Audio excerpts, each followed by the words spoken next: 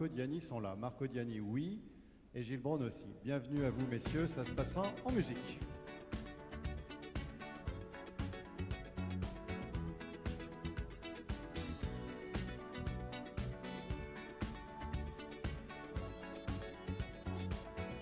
Voilà, merci.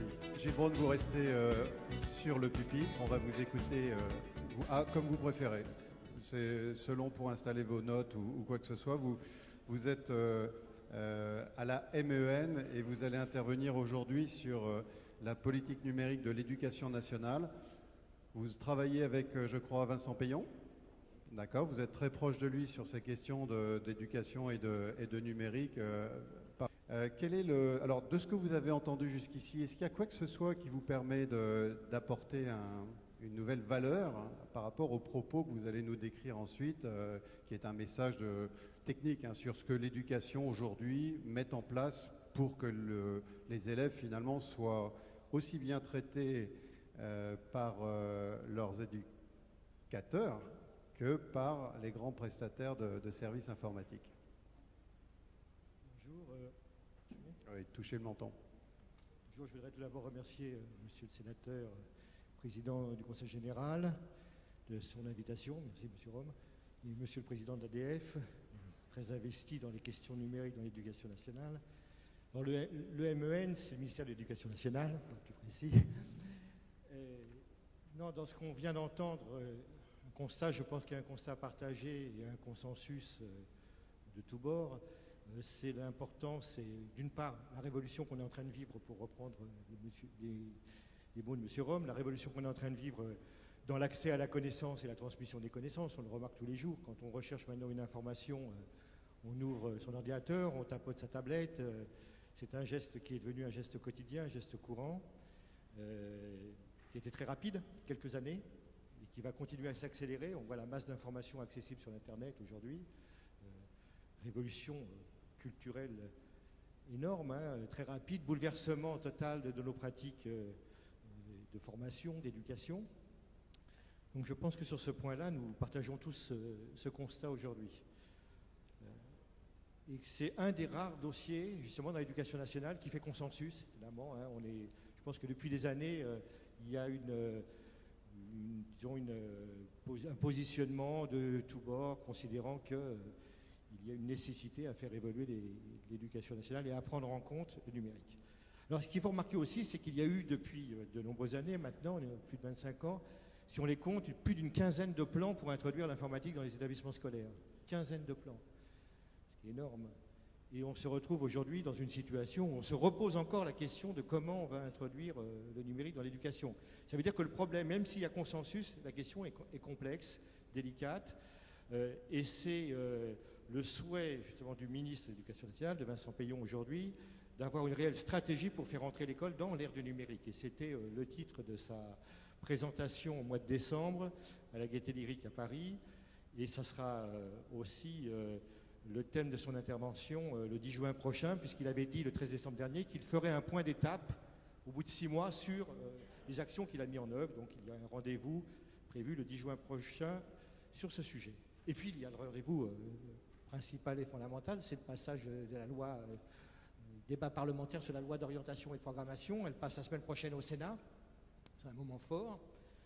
Et dans la loi d'orientation et de programmation, il y a beaucoup d'articles, et c'est la première fois qu'il y a beaucoup d'articles sur le numérique et une entrée du numérique dans la loi et dans le code de l'éducation. Donc, on le voit, il y a beaucoup de discussions sur ces articles, et ils touchent principalement, disons, 4 grands thèmes. Et je pense qu'il est important aujourd'hui, dans cette assemblée, de rapidement les survoler. Et ce sera le thème des débats au Sénat la semaine prochaine. Ils ont été déjà débattus en première lecture à l'Assemblée nationale. Tout d'abord, introduction du numérique et de l'informatique. Parce qu'il y a une différence terminologique qui est importante à prendre en compte. Mais introduction du numérique dans les enseignements. Pour la première fois, on indique qu'il faut que les élèves soient formés à l'usage des ressources et des outils numériques. C'est une première dans la loi. Pour la première fois, il est introduit dans la loi qu'il doit y avoir une éducation aux médias et aux médias notamment numériques. c'est aussi très important. On parlait d'éducation aux médias, mais ce n'était pas inscrit dans la loi. Et on voit l'importance que cette éducation prend aujourd'hui. Tous les jours, on l'entend à la radio, à la télévision, on voit les problèmes qui se posent sur l'usage de ces nouveaux médias et la nécessité d'avoir un savoir-vivre avec ces nouveaux médias chez les jeunes. Problème de questions autour des sites spotty, de questions autour des films postés par des élèves avec leur téléphone portable, etc., etc. Il y a énormément de questionnements qui se posent. Donc une véritable éducation aux médias doit se mettre en place. Pas simple comme sujet. Et puis aussi un enseignement aussi posé d'informatique qui ne sera pas dans la loi, mais qui a été une des promesses de campagne du président, qui était la généralisation de l'option informatique. Toutes les classes, toutes les options de terminale d'enseignement général et technologique, un point important. Une réflexion qui sera menée par le Conseil supérieur des programmes sur l'introduction aussi de l'informatique à tous les niveaux de l'enseignement, dès sa constitution. Le Conseil supérieur des programmes qui est créé par la loi et qui se mettra en place quand la loi sera votée. Donc réflexion sur cet enseignement de l'informatique, qui est déjà aussi, rappelons-le, obligatoire en classe de BTS, et obligatoire et option de spécialité en classe de terminale S, donc généralisation à toutes les terminales. Et puis il y a un appel, toujours sur ces questions d'enseignement, un appel à proposition sur le campus des métiers qui sera lancé très prochainement, avec le souhait de voir rapidement se mettre en place des campus des métiers du numérique, parce qu'on sait qu'en France, vous l'avez rappelé dans votre introduction, M. Rome, il y a une grande demande autour des métiers du numérique. Plusieurs dizaines de milliers d'emplois sont non pourvus. Et il y a un souci de formation professionnelle là, et technologique des jeunes dans ces domaines-là, puisqu'il y a du travail. Il y a une contradiction entre une offre d'emploi et le manque justement de personnes pour remplir ces emplois. Donc question des enseignements qui sera au cœur de ces discussions dans la loi. Deuxièmement, la question de la formation, parce qu'une chose est d'introduire ces enseignements dans la loi, l'autre est de savoir comment ils seront mis en œuvre dans la pratique, par il faut former les enseignants pour qu'ils puissent mettre en œuvre ces nouveaux enseignements. Donc inscription dans les écoles supérieures du professorat et de l'éducation, c'est aussi une nouveauté. Les SP, comme on les appelle aujourd'hui, une création de cette loi, mais le fait que dans ces écoles supérieures du professorat et de l'éducation, la dimension numérique doit être prise en compte, non seulement pour former les enseignants à l'utilisation de ces ressources et ces outils, mais les former à l'enjeu que représentent ces outils, c'est quelque chose de très important, et aussi intégrer dans ces écoles la formation par le numérique. On souhaite que ces écoles utilisent le numérique pour former les futurs professeurs, parce que c'est qu'en les utilisant qu'on va pouvoir les habituer aussi à avoir d'autres méthodes pédagogiques. Donc formation des enseignants. Un point important qui a été peu relevé, d'une circulaire il y a quelques semaines sur les obligations de service des professeurs des écoles. Il est indiqué dans cette circulaire qu'au moins 9 heures de formation, dans le temps de service des professeurs des écoles, au moins 9 heures doit être consacré à la formation avec les ressources numériques.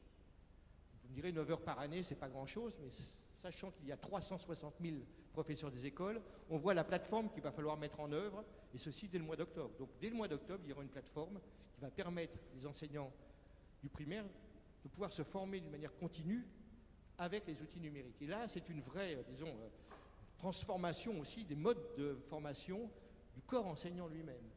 Donc formation par le numérique. Donc on est en train de vivre une profonde mutation actuellement sur ces questions de formation, sur l'objet de la formation et la méthode et les modalités de cette formation. Troisième point important, c'est la mise à disposition de ressources. Par ressources, on entend des contenus pédagogiques et des services pédagogiques, et la création par la loi, on l'espère si elle est votée, d'un service public du numérique éducatif, c'est-à-dire un service, définir quel est le rôle actuellement du service public dans ce champ du numérique. Donc ce service public n'est pas on ne parle pas ici d'une structure, mais de mission de service public. Va devoir évidemment pouvoir offrir aux enseignants des ressources pour faire cours. Je reviendrai sur le mot offrir, qu'est-ce que ça signifie, quel type de ressources. Des services qui vont permettre de diversifier les modalités d'enseignement, de moderniser ou d'innover dans le cadre de ces méthodes d'enseignement, et d'offrir aussi ce que faisait le CNED, vous avez cité le CNED tout à l'heure, madame, cette formation à distance.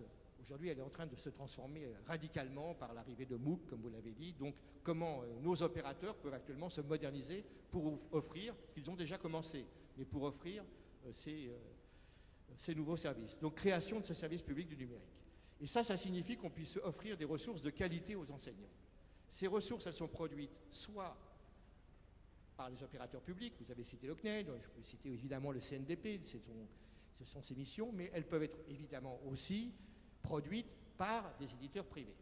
On a la chance en France d'avoir une édition qui est une édition de qualité, liée essentiellement à l'édition scolaire, historique, de qualité, qui fait son travail d'éditeur.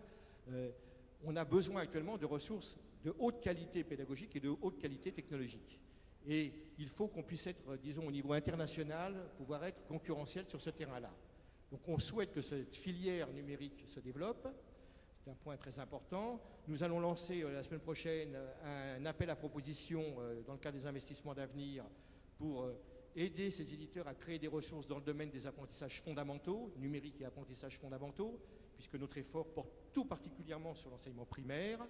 Et nous avons lancé une mission avec 4 ministères, ce qui est assez rare, sur les questions de filière numérique, Inspection générale des finances, CGIET, Inspection générale de l'éducation nationale et Inspection générale de l'administration de l'éducation nationale et de la recherche. Mission qui donnera ses résultats à la fin du mois de juin, donc très très prochainement. Donc un focus très particulier sur cette question des ressources. Évidemment, une question essentielle qui est celui des matériels. La question des matériels et des infrastructures, disons. Vous savez qu'actuellement, elle est prise en charge par les collectivités territoriales et il y a un effort très important, comme on l'a entendu en introduction des collectivités territoriales en direction des établissements, soit les écoles primaires avec les municipalités, les conseils généraux pour les collèges et les conseils régionaux pour les lycées. Cet effort continue. On a, contrairement à ce qui se dit, l'équipement des établissements scolaires en France n'est pas en retard. On est actuellement dans une situation, il suffit d'aller visiter les établissements scolaires aujourd'hui pour être très étonné de ce qu'on y voit. Il y a un effort depuis des années pour que ces établissements disposent de ces matériels, par rare de voir des tablettes à tous les élèves, etc., etc. Il y a encore un effort à faire et un effort à faire tout particulièrement dans le domaine des municipalités pour l'école primaire. Une question, puisqu'il y a beaucoup plus de municipalités, beaucoup plus de difficultés aussi, la plupart du temps financières. Donc on a souhaité mettre en place des actions qui permettent aux municipalités de répondre, faciliter l'acquisition de matériel, faciliter aussi la mise à disposition, je ne vais pas rentrer dans les détails aujourd'hui, d'espaces numériques de travail. On a travaillé très étroitement avec l'UGAP, en général des achats publics, sur ce point-là. Cette question matérielle pose évidemment la question qui est complexe. Un certain nombre d'élus des collectivités dans cette salle, question de la relation, de champ d'intervention de l'État d'un côté et des collectivités territoriales de l'autre. Il y a 3 articles de la loi sur ce sujet-là. On connaît les débats et vous connaissez aussi évidemment autour de ces articles. Notre philosophie aujourd'hui, c'est qu'un établissement scolaire, et je vais reprendre un peu aussi les mots qui ont été donnés en introduction, ce n'est pas simplement du bâti, ce n'est pas simplement des murs, des salles de classe. Ce sont des infrastructures qui sont des infrastructures d'une part matérielles et d'autre part immatérielles. Un espace numérique de travail, c'est une infrastructure qui reçoit la pédagogie. Donc, on a essayé, et je pense que la rédaction est bien trouvée, de séparer ce qui relève de l'accueil de la pédagogie, que ce soit un accueil matériel ou un accueil immatériel, et ce qui relève de la pédagogie. C'est une distinction qui paraît importante. On considère que ce qui relève de l'accueil de la pédagogie, qui en soi est de la pédagogie, parce que l'accueil n'est pas neutre, l'architecture d'un établissement scolaire, elle n'est pas neutre, elle porte de la pédagogie. C'est quelque chose qui est très fort. Il y aura du reste un article de loi spécifique sur l'architecture qui a été déposé, un amendement par des sénateurs. Cette partie-là de l'accueil de la pédagogie relève des collectivités territoriales, et ce qui relève de la pédagogie relève de l'État pour les collèges et les lycées. C'est ce cadre que pose l'article, deux articles de loi, 3 articles du projet de loi. Ensuite, on sait très bien les questions qui sont difficiles sur le terrain, on les a tous les jours dans nos bureaux, ce sont les enseignants qui sont face à des difficultés d'usage parce que ces matériels demandent un accompagnement. Ce problème de l'assistance, c'est un problème qui revient en permanence, c'est sans doute un point difficile aujourd'hui dans les établissements scolaires. Et on souhaite, pour cette question-là et l'ensemble des questions soulevées par le numérique, instaurer aussi une nouvelle gouvernance. le numérique est un des dossiers, pas le seul évidemment, mais un des dossiers où il y a une intervention de l'État et une intervention des collectivités. Et il est essentiel aujourd'hui que cette gouvernance soit, je tentais de dire renouvelée, mais même soit mise en œuvre. Et ce, à tous les niveaux. C'est-à-dire qu'on ne pourra pas travailler sur ce dossier en étant en parallèle. On sait les questions qui ont été soulevées par les espaces numériques de travail. On voit les questions qui sont posées par le matériel. On voit qu'une incidence sur des enseignements porte, une modification sur les enseignements porte sur les matériels. Donc il est très important, et ce n'est pas la loi telle qu'elle... c'est pas la loi qui porte ça, c'est l'organisation. Elle peut le porter. Mais aujourd'hui, je pense que le grand chantier qui est devant nous, c'est cette question de l'organisation conjointe de ces dossiers entre les collectivités et l'État. C'est pour ça que je suis ravi d'être avec vous aujourd'hui et de pouvoir partager. Je ne pense pas qu'il y a de questions, mais je ne sais pas comment est organisée cette session. Je pense que c'est un des dossiers qui va maintenant être devant nous et un chantier fondamental pour nous. Je vous remercie. Merci de cette synthèse.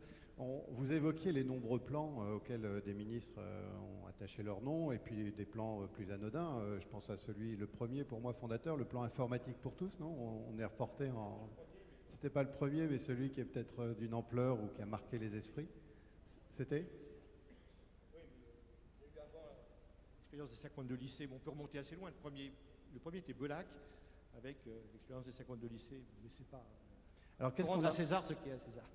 Qu'est-ce qu'on retient de tous ces plans aujourd'hui au ministère pour justement qu'ils portent leurs fruits? Est-ce que c'est une attention à telle corporation, à une attention à tel sujet? La difficulté de ce dossier, et c'est ce qu'on essaye aujourd'hui, n'est pas meilleur obligatoirement que les précédents. C'est pas du tout, on a fait une analyse de ce qui s'est posé sur ce sujet. Et la difficulté, c'est de voir ce dossier d'une manière globale. Chacun des éléments que j'ai donnés, si vous en oubliez un, ça ne fonctionne pas. Il y a un aspect matériel, il y a un aspect enseignement, il y a un aspect formation, il y a une question organisationnelle qui se pose de relation avec les différentes structures, il y a un domaine de la rénovation des opérateurs. On a une série d'opérations qu'il faut voir conjointement. Et c'est cette complexité du dossier, et cette approche disons, complexe du dossier qui, je pense, est différente aujourd'hui. On veut que ça soit une approche globale, ce sont les termes du ministre, et là, elle résulte de cette analyse de tous les plans précédents. On ne vient pas en disant, nous on a tout compris, mais c'est cette analyse, parce qu'il y a eu beaucoup de choses avant, mais on voit que dans tous les plans, il manquait quelque chose.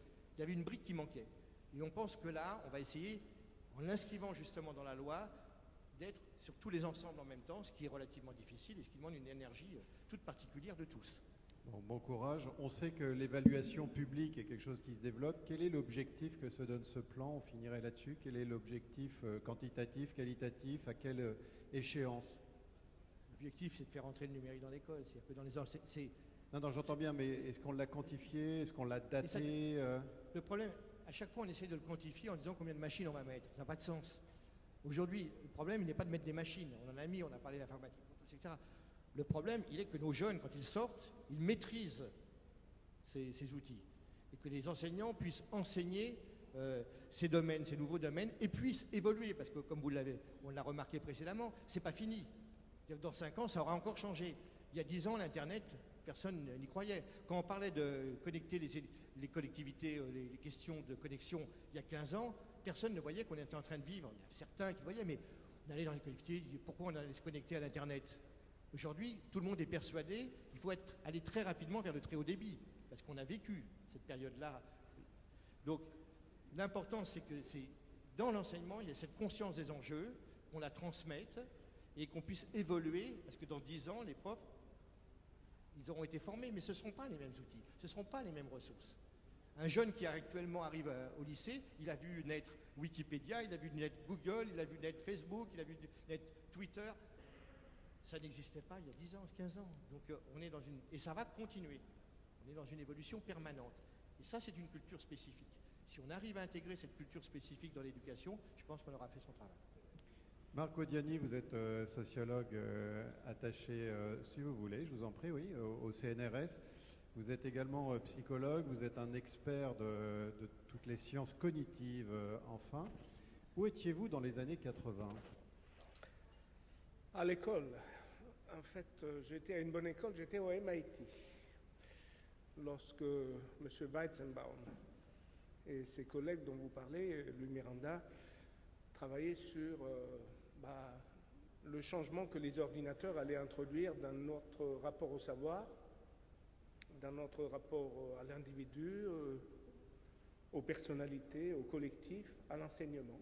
Alors que voyiez-vous à l'époque, dans les années 85, 6, 7, autour de vous? On était sur, c'est quoi, c'est la côte Est ou la côte Ouest d'ailleurs, le MIT? Si vous voulez, je suis un peu péripathétique, j'ai fait toutes les côtes. J'ai commencé par la côte Est, à Boston, ensuite je suis passé à Chicago et j'ai fini en Californie. Donc, et je continue toujours de faire un peu l'aller-retour. Un peu moins parce que, bon, on se fragilise aussi un peu, on vieillit, hein, c'est plus dur. Mais en fait, si vous me permettez, je voudrais, évidemment, je voudrais commencer par dire aux organisateurs et Monsieur le sénateur, Monsieur le président, Madame la députée, et aux organisateurs en général, que vous n'êtes pas très gentils, objectivement. Oui. Je ne peux pas vous être reconnaissant, même pas à M. Braun, parce que je me trouve dans la position d'Anna Karina dans le film de Godard. Après ce que vous avez dit, qu'est-ce que je veux faire? Qu'est-ce que je peux faire? Vous avez tout dit. Vous avez tout dit, vous avez à peu près tout mis sur le tapis, vous avez fait les propositions, on a quantifié, on a les lois qui arrivent, on a le projet qui est en train de sortir. Et on a un livre de Louise de Miranda que je vais faire passer. Je n'allais certainement pas l'oublier. C'est la fameuse position, si vous voulez, que avait un autre grand philosophe, qui est aussi pour quelque chose dans l'invention du numérique et des ordinateurs, qui était Isaac Newton, qui utilisait énormément une image que je trouve très belle. Dans le savoir, on est toujours des nains sur des épaules de géants. Bon, vous êtes les géants, je suis le nain, et encore. Mais qu'est-ce que je peux faire? Vous avez tout dit, par quoi on commence? Alors je commencerai par une chose que disait un collègue que j'avais à Chicago, qui se trouve avoir reçu le prix Nobel d'économie, et qui, à un moment donné, est devenu, comme le fameux Joe Weizenbaum, grand expert et inventeur de l'informatique moderne, critique des économistes, critique de la raison économique. Formidable. Vous avez l'inventeur de l'ordinateur moderne qui devient critique de la cybernétique et puis critique des applications et des usages, et vous avez des grands économistes qui deviennent critiques de l'économie. Et lui, il avait écrit un petit livre de autocritique aussi, en quelque sorte, qui disait, mais enfin, vous les économistes, nous les économistes, if you are so smart, why you are not so rich? Si vous êtes si intelligent, pourquoi vous n'êtes pas si riche? Hein? Puisque vous faites toujours la théorie de ce qu'on devrait faire. Alors, la seule chose qui me reste à dire, une fois que je dis que je suis entièrement d'accord avec tout ce que vous avez dit, c'est de opérer un petit renversement et dire que je ne suis d'accord avec presque rien. Ne serait-ce que parce que ça va réveiller un peu et on va échanger au moins sur quelque chose. Sinon, si on est d'accord sur les moyens, les crédits, la stratégie et le futur. Et alors, commençons par une chose. S'il y a un livre emblématique des années 30 dans le monde, c'est peut-être le livre de Steinbeck qui s'appelle Des souris et des hommes.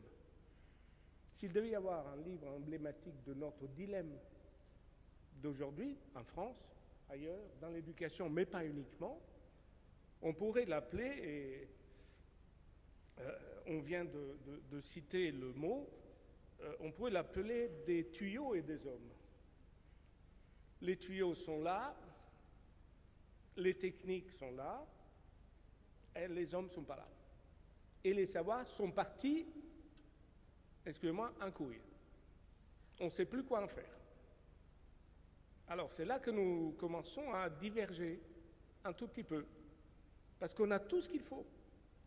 On a tout ce qu'il faut. Les lycées, les universités, rien ne manque, tout est là. Mais pourquoi votre fille est muette et pourquoi vous n'êtes pas riche. Un problème. Est-ce qu'on ne s'y prend pas par hasard? J'avais préparé un papier, mais bon, il restera dans les actes et dans la mémoire. Ça marquera la trace de la première fois que j'aurais parlé dans un palais impérial. Merci à tous. Hein. Ça arrive pas souvent, sauf quand je vais dans ma ville natale à Rome, où je peux parler, mais l'Empire est beaucoup plus éloigné, il était un peu plus vaste. Mais il avait appris quelque chose, l'Empire romain, qui devrait nous faire réfléchir.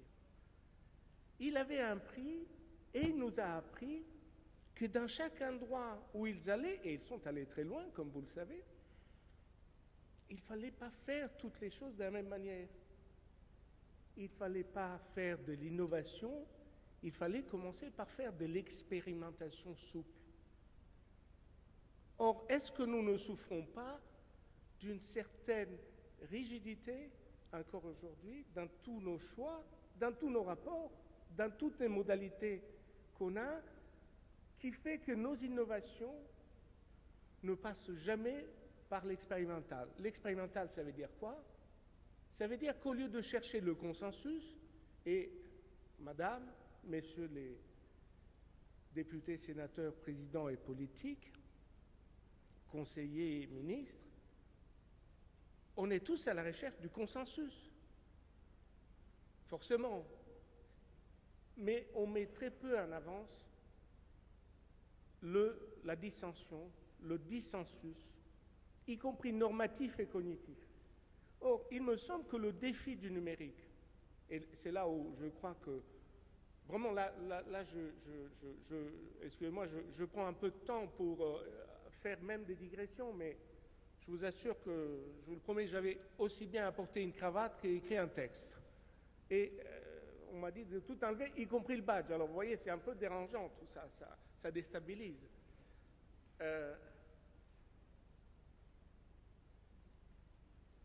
Qu'est-ce qu'il nous manque dans tout ce qu'on est en train de dire sur le numérique, dans l'éducation, ou même...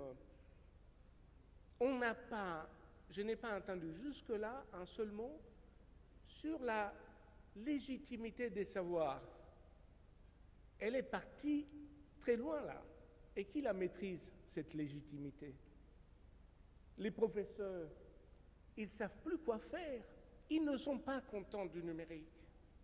Vous le savez très bien. Ils vous le disent aux élus, aux politiques. Ils nous le disent. On ne sait pas comment faire. Et les parents, vous pensez qu'ils sont plus contents du numérique? Regardez, je prends mon cas. J'ai 2 enfants. Il y en a un qui est le plus âgé, qui est tout livre. Ah, mon cœur bat pour lui. Moi, j'ai passé des années à la Bibliothèque nationale quand elle était l'ancienne, la pré-numérique et tout ça. Hein, j'ai même rencontré ma femme, c'est formidable. C'est à quoi ça servait d'ailleurs d'y aller, parce qu'on avait un rapport humain. Maintenant, avec le numérique, on ne rencontre plus personne. Donc les mariages à la Bibliothèque nationale ont chuté de manière dramatique. Ça, c'est une parenthèse. Et puis j'ai l'autre fils qui est tout numérique. Et je me dis, mais il est idiot, il ne comprend rien, il ne sait pas lire. Est-ce qu'il sait lire? Est-ce qu'il a le même QI que son frère? Est-ce qu'il est plus bête? Ça arrive. 1 sur 2, il y a des chances. Donc je regarde depuis qu'il est né. Hein? Et je ne sais pas. Ah, je ne sais pas. Il fait des choses que l'autre ne fait pas. L'autre fait des choses qu'il refuse de faire. Et voilà un dilemme, ce petit dilemme familial, paternel, qui me coûte une fortune en psychanalyse, mais bon, c'est un parti remboursé par la sécurité sociale, mais, et vous savez, mon psychanalyste me dit, vous savez, le monde a changé, lâchez prise. Eh oui, mais quelle prise tu lâches? Si je lâche la seule que j'ai, il ne me reste plus rien. Alors, la légitimité des savoirs, on ne sait pas très bien comment faire. Ce qui veut dire que, deuxième point, le fameux bien commun dont tout le monde, moi y compris, moi je suis un peu pessimiste. Je viens de l'école de Raymond Aron et de Serge Moscovici, le bon Moscovici. Enfin, pardon, ils sont tous bons. Non, ne prenez pas ça mal, ne le répétez surtout pas. Enfin, il y a... Ah non, s'il vous plaît, non, non, non. Vous allez vouloir vraiment foutre en l'air ma carrière. Déjà, elle n'est pas bien partie, mais enfin, elle est. Vous savez, comme disait Groucho Marx, parti de peu, je suis arrivé à rien. Ça résume bien. Hein. Donc, bon, enfin, je viens de ces écoles-là pour la psychologie sociale et le bon Serge, l'extraordinaire Serge Moscovici, qui est une de nos divinités mondiales, pratiquement ignorée en France. Il faut toujours savoir, c'est aux États-Unis que c'est une gloire. Ici, on oublie même de lui souhaiter son anniversaire. Le nombre de ministres de l'Éducation nationale et de la Recherche que j'ai essayé de convaincre qu'il fallait faire au moins un colloque gigantesque pour dire que c'est une personnalité mondiale, il faut plusieurs mains, mais bon. Ils ont une vision un peu plus pessimiste de la vie. Serge, parce qu'il m'a dit, moi, depuis que je suis petit, j'ai toujours une valise près de la porte, parce qu'on ne sait jamais si on doit partir tout de suite. Et Aaron disait une chose, vous savez, le choix n'est pas entre le bien et le mal, ce qui me semble être un peu, excusez-moi si je vous critique, mais grossièrement, mais je sais que le travail que vous faites est complexe, parce qu'il y a cette notion d'unité de consensus. Aaron nous disait, le choix n'est pas entre le bien et le mal, le choix est entre le mal et le pire. Et je pense que c'est là que nous sommes pour le numérique. On ne va pas rattraper Apple. Hein. Vous me rassurez, vous n'avez pas ce genre de... Ni vous, d'ailleurs, vous ne voulez pas les GAFA, on les laisse là où ils sont, ils feront ce qu'ils pourront. Et on espère, oui, on va essayer de ramer, mais enfin, on rame, mais on peut les rattraper sur autre chose, par contre. C'est là où il faut se dire, Monsieur le Président, Monsieur le Sénateur et tous les élus, il faut se dire que quand vous réfléchissez au rapport au numérique dans les villes, dans les territoires, à la fracture, est-ce que, puisque vous avez un très beau musée ici et vous en avez ailleurs, vous n'allez pas voir comment a évolué l'art moderne et contemporain ou l'architecture? Elle n'est plus toute droite, carrée, ni élégante. Elle est faite d'images fractales, presque dégoûtantes, parfois de rien, parfois de vide, parfois de numérique. C'est toujours de l'art, mais c'est vraiment pas la même chose. Or, dans le numérique fait ça à notre culture, fait ça à notre savoir, fait ça à notre communauté politique, fait ça à nos échanges, et fait ça aux trois questions que vous avez posées, Monsieur le Sénateur, et j'admire beaucoup ce que vous faites avec votre association, impressionnante. En réalisant le site avant de venir, je regardais que vous touchiez 63 millions de personnes. Encore un petit effort et vous touchez tout le monde. Mais après, il faut voir, une fois qu'on se touche, on fait quoi? On s'est touché. Mais, hein, s'il suffisait d'avoir des tuyaux, enfin, vous serez bien d'accord avec moi, s'il suffisait d'avoir des tuyaux, des machines et de se toucher, ou d'avoir une communication, ça fait bien lurette qu'une grande partie des guerres du monde serait finie, parce que tout le monde est connecté. Hein. Mais alors, de là à se parler, voire même à se comprendre, c'est autre chose. Donc, les trois fractures que vous signaliez, accès, équipement, usage et pratique, sont totalement bouleversées par cette mutation, révolution, évolution du numérique. Et notre ami philosophe nous a rappelé que Nietzsche disait que Dieu est mort. Mais ça, c'est une phrase que tout le monde lit de manière tronquée. Je prends trop de temps ? Non, je me disais que sur le même mur où il y avait inscrit Dieu est mort, il y avait une réponse de Dieu qui disait Nietzsche est mort. Non, c'est pas ça. C'est que la phrase de Nietzsche est toujours citée de manière incomplète. Et ça, c'est très important pour le numérique. Parce que Nietzsche dit une chose fondamentale. Il se trouve que j'ai écrit, mais c'est publié aux États-Unis, un livre sur Nietzsche qui s'appelle La généalogie de la modernité. C'est pas pour faire publicité, les putés. Nietzsche disait Dieu est mort, mais il n'arrête pas de mourir. Or, le numérique est né et il n'arrête pas de muter. Or, nous ne sommes pas habitués, dans nos sociétés politiques éducationnelle, organisationnelle d'un autre mode de réflexion intellectuelle, d'un autre fonctionnement cérébral. Vous avez parfaitement raison, c'est là que nous avons un très gros problème qui n'est pas malheureusement analysé. C'est pas une critique, mais qui n'est pas suffisamment analysé. Hein, on reste à Moscovici, on ne va pas ajouter, hein, on ne va pas aggraver le cas. Mais ce changement-là n'est pas pris en compte. Ce changement cognitif fondamental, mais qui est le point fondamental? Qui est le point pour faire fonctionner une administration publique aussi bien qu'une école? Parce que dans l'école, vous avez un double renversement dans lequel les profs ne savent plus. Et les transmetteurs du savoir ne sont plus en mesure ni de transmettre, ni de recevoir, ni d'implémenter, ni de désimplémenter, ni de contrôler, parce que c'est incontrôlable. Donc nous avons perdu cette notion fondamentale de l'éducation qui est le bien commun. Comment peut-on reconstruire un bien commun de l'éducation, de la pédagogie, par le numérique, si nous ne faisons pas le détour par cette mort permanente de Dieu,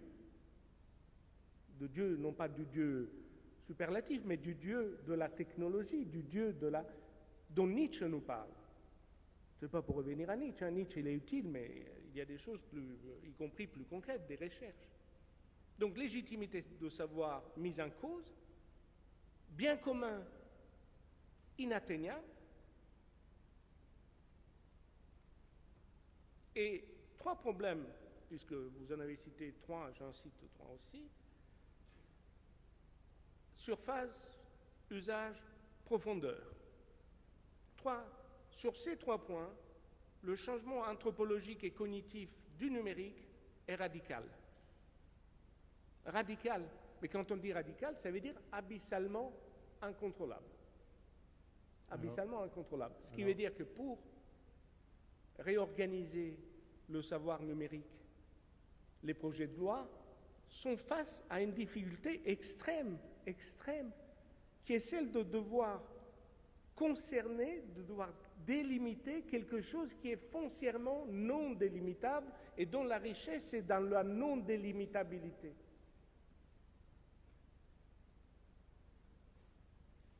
Alors, j'ai fini. Oui, non, je me demandais, est-ce que vous allez nous laisser sur des questions Non, j'arrive. Ou nous apporter une toute petite suggestion. Mais faites attention, mes questions sont déjà... Certains disent que le vrai problème, ce n'est pas celui d'apporter la réponse, mais de trouver la bonne question. Alors, je ne suis pas aussi égocentrique au point de penser que toutes les questions, mais... Donc le numérique n'est pas, je termine très rapidement, mais j'espère qu'on pourra en discuter, n'est ni une promesse, ni un espoir, ni une utopie, ni un futur. C'est une réalité immatérielle, mais extrêmement dure. On en prend plein la gueule tous les jours. Et alors, croyez-moi, ce n'est que le début. Ce n'est que le début. C'est-à-dire que là, dans les rapports, vous êtes content, vous avez fini votre rapport, mais dès que vous l'aurez fini, il sera déjà dépassé. C'est bien, parce que c'est la nouvelle réalité du monde. C'est la nouvelle réalité du monde. Alors je me dis, comment faire pour introduire trois choses dans notre réalité? Parce que quel est notre dilemme? Nous vivons dans une réalité du numérique, enfin dans une réalité des savoirs, de la politique, de l'organisation et des pouvoirs qui est définie par le 19e siècle. Et nous sommes en train de devoir l'analyser avec des outils du 21e, voire du 22e siècle, sur lesquels nous n'avons aucune prise. La fameuse GAFA n'existait pas il y a 25 ans ou 30 ans. Ça veut dire que le monde, on n'a pas eu la moindre idée. Et comment faire pour introduire dans un pays qui est centralisé, dans une culture qui est centralisée, qui est normative, qui est consensuelle? Forcément, les lois sont consensus. Sinon, il n'y a pas de loi. Et s'il n'y a pas de loi, c'est l'anarchie, vous savez très bien. Alors que le numérique est foncièrement anarchique. Le numérique a une tendance malsaine, mais c'est ça qui fait l'intérêt, malsaine, mais c'est ça, perverse. Mais perverse ne veut pas dire mauvais, ça veut dire qu'il penche vers des côtés qu'on ne peut pas analyser avec les lunettes et la boîte à outils du passé du 21e siècle. Alors, qu'est-ce qu'on fait? Comment on fait pour introduire, de l'expérimentation avant d'introduire l'innovation? Comment faire pour introduire de la contradiction sans qu'entre l'Oise et, et la Picardie, il y ait des différences de statut telles qu'ils ne pourraient pas communiquer? Et là, je me dis, et je finis, avec 2 exemples américains, et pas des moindres, pour nous inviter à voir ce qui s'est passé dans 2 organismes avec lesquels j'ai eu l'opportunité de travailler un peu dans des brainstorming ou dans des groupes, toutes petites choses qui s'appellent la NASA et IBM. Il y a 20 ans, la NASA était en train de fermer boutique, entre 20 et 15 ans. Ils avaient à la fois foiré les technologies, foiré les programmes, et en plus, foiré les astronautes. Comme vous savez, ça n'avait pas été là. Et il était question de, littéralement, fold, faire autre chose. Et la NASA a fait quelque chose d'inattendu. Elle a décidé de se faire exploser elle-même en plusieurs structures concurrentes, mais d'une concurrence coopérative, d'une conflictualité coopérative. Et je ne touche pas des droits d'auteur, mais la conflictualité coopérative, c'est une chose qu'on a inventée avec Moscovici, père. C'est un concept intéressant. Je vous le recommande, et il est très intéressant pour le numérique et pour les enseignants. Et l'autre, c'est IBM. C'est quand même extraordinaire. IBM, quand le nouveau président, il y a 10 ans, Palmisano est arrivé, il a pris une décision fondamentale. Il a décidé de ne plus faire d'ordinateur.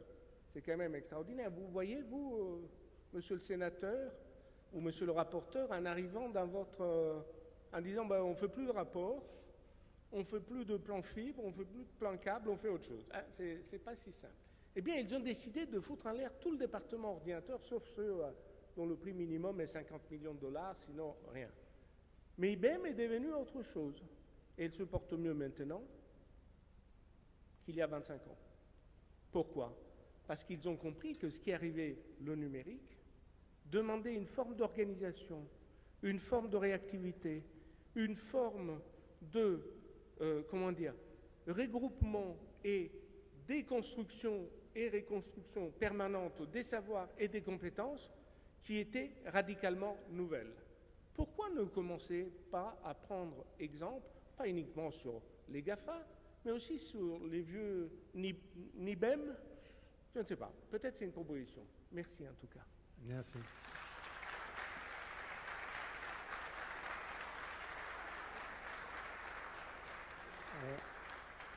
Je vais vous poser juste une petite question.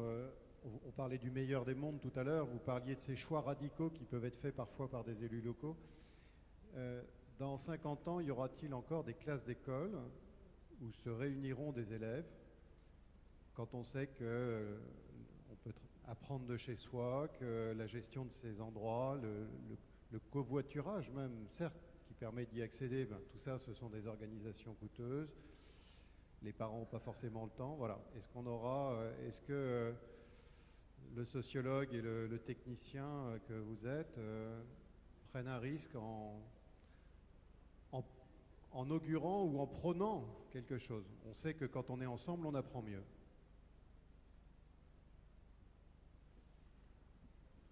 Je n'ai personnellement pas fait d'études de voyance, donc je ne vous répondrai pas, je n'ai aucune idée. Il y a une question dont on est persuadé, un point dont on est persuadé aujourd'hui, c'est qu'on enseigne, on apprend en groupe. Et cette côté social dans l'apprentissage est fondamental. On n'apprend pas tout seul. On apprend toujours on joue aussi en ligne. Mais exactement. Mais ces rapports sociaux aujourd'hui sont aussi en ligne. On parlait de la rencontre amoureuse tout à l'heure à la Bibliothèque nationale.